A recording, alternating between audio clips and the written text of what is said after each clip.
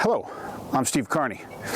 We're coming to you here from Gilbert Hills State Forest in Foxboro, Massachusetts with my co-producer Tully, who does have suspiciously similar coloring to a deer during deer hunting season, so forgive the bells. But we're here to bring you the YouTube series where the stones have a story to tell. The stones out here are Native American ruins, artifacts, and structures that have been out here for a very long time. We want to cover and bring some awareness to the density, the number of different sites out here, as well as the variety of the different structures. To give you a sense of the density of sites, a book recently written in 2018 by Curtis Hoffman covered the review of hundreds of different Native American sites in groupings all the way from Georgia up to Vermont. There were at least 60 different locations that they surveyed, and they put into context the density into square kilometers. The densest site that they covered in that book was 2 sites per square kilometer. Most of them averaged less than 1. Up here we've got 1,300 acres. That boils down to about 5 square kilometers, and I've personally seen 100 different objects, structures out here. A site itself in this book is defined by an object that's at least 75 meters away from another object. So if those 100 objects I've seen boiled down to 50 sites, somewhere between 5 and 10 times what Curtis Hoffman saw in his work. And that's really a pitch to any researcher or organization for further study in this area, because the density is amazing, but also the variety. So in this series, we're going to structure it into 3 segments. The first will be a single or multiple episodes on a particular type of structure, depending on how many varieties there are. The second will be the relationship between the structures. I've found that many of these generate angles, and those angles tend to head you into other sites directly, where something may look like it's by itself out in the woods. They seem to have a relationship. I think that'd be very interesting to demonstrate. And lastly, we're going to cover what are likely ceremonial sites, like this one here, a very close conglomeration of structures put together for some purpose. And the nature of those, I think, would be quite interesting. But we're going to start off here by talking about individual structures. Behind me is a dolmen. We'll cover dolmen and aligned boulders in this first episode, but episodes after that we're going to cover standing stones, prayer seats, perched boulders, notches, niches, stone walls, rings, balanced boulders, effigies, both structural effigies and simply carved effigies, enclosures. In all, there's over 14 different types of structures we will cover out here. So hope you enjoy this series. In this episode, we're in probably the best known area. We are directly off the Megley Trail on a very large outcropping of rock. And this is one of the few, if not the only, dolmen out here. A dolmen is a large, in this case, tabletop dolmen, flat-ish boulder, perched up entirely off of the ground. I'll take you in with the GoPro, take a look underneath what it looks like. But it's a fascinating stone here with some carvings, apparently carvings in the top, which will give you a close-up too. And then we will go over right less than 75 meters, so this makes one site, over and see a number of aligned boulders. Let's take a look at the dolmen.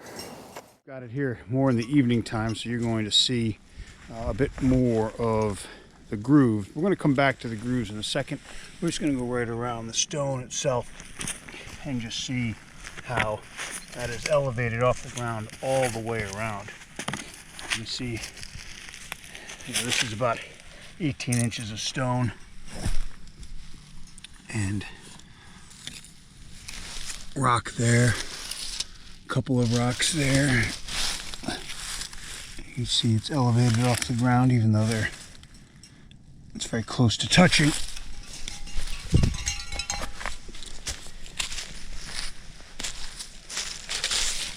Check in here.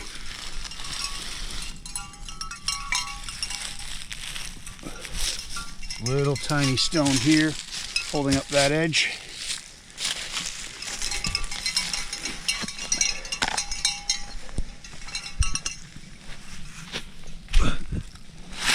Now you can see a lot more of the underneath here. Another stone here holding it up. So this guy's about, I'd say 8 feet in diameter, 10, a little bit more. This way across, completely held up by stones underneath. It's a big piece of rock. Now let's take a little closer look at the carvings on the front, on the top. It's been said this groove here points off to the aligned boulders, which we'll visit in a second. And in fact, it does do that. But you can also see with the low light here, groove here, and a groove down here. Now with the grooves here and here, you wonder why they were there. Is that coincidence, or was there a purpose? It's been said by some that dolmens have been used or referred to as sacrifice tables before. That is often criticized in that there, in some situations, a lack of evidence that it was used for a sacrifice. However, if we took a look at this groove here, just by itself, and imagine some liquid being poured out there, you can see this groove right here has the liquid come right out down here. So if you wanted to collect some fluid from something you were cutting up on the stone, it would run right down that groove. Is that the purpose for it? I think you'll be the judge, and feel free to comment on the video. Well, if we follow that groove line down here, we're going to check out the aligned boulders, of which there are 4. You can see this large outcropping of rock that Tully's on, and the first boulder is right in front of us here.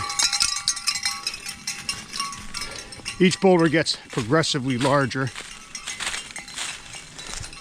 and in fact, you can see they line up here, these 4 boulders, 1, 2, 3, 4, we'll walk them in a second, but they line up exactly north and south. This one is about waist high. I think the second, third, and fourth are interesting as well, because I'm going to hop right up on this one. Not only are the boulders aligned north and south, but the oblong nature of these 3 boulders indicate that they were selected to point east and west individually. And that is exactly the east-west line. Hop down here.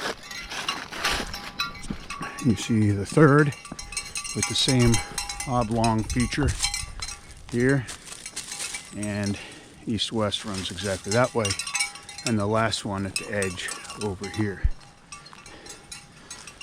much larger than the rest.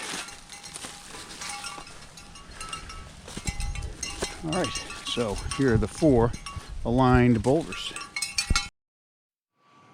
Wrapping up our first episode of Where the Stones Have a Story to Tell. The stone here is a dolmen, supported all around by smaller stones, keeping it up in the air. According to Mary and James Gage, very prolific writers and researchers on the topic, dolmens could have served a purpose as a niche where offerings were placed in that space underneath. They could have also been used as a spirit portal where shamans would bring spirits in from, in this case, the underworld to the middle world for the purpose of a ceremony. Dolmens themselves are often referred to as sacrifice tables. That is a questioned reference. However, in this case, there may be evidence that they were used as a sacrifice, because you certainly see the groove here, capable of collecting blood fluid from a sacrifice and channeling it down. So that's up for speculation, but not far from that. Dolmen is the aligned boulders. 4 boulders, thousands of pounds of granite, aligned perfectly along the north-south orientation, where the middle stones are oblong in nature, and they face, those points faced east and west. So these are just an example of some of the objects here in Gilbert Hills. Looking forward to the next episode on standing stones. Hope to see you then. Thank you.